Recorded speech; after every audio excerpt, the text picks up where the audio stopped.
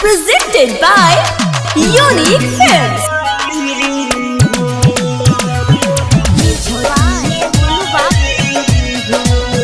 संजीवी recording studio Bhore.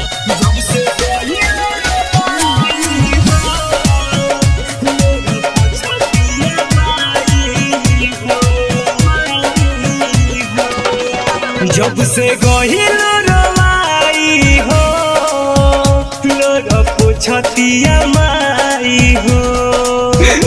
जब से गहिलो रवाई हो आंसू पूछतिया माई हो।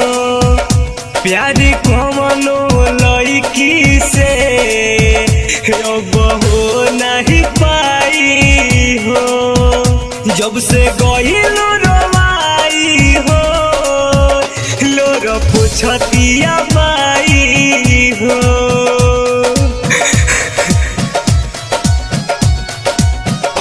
जब से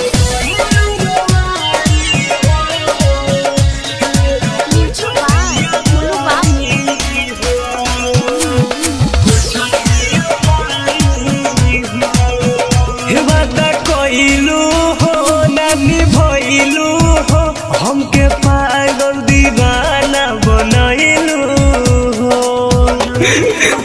जिंदा शरीरिया बा ना फिक्रिया बा हमके भीतर से खत्म कहलू हो।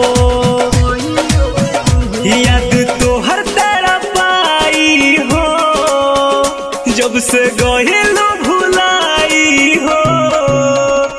आंसू पूछतिया माई हो जब से गहिलो रवाई हो लोग पूछतिया माई हो।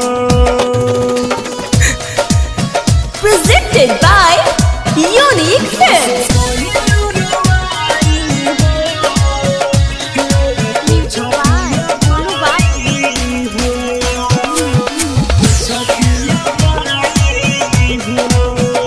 प्रेमी प्रदीप कहे गम तोहर सहे कहे प्यार तोहार रहे जाली।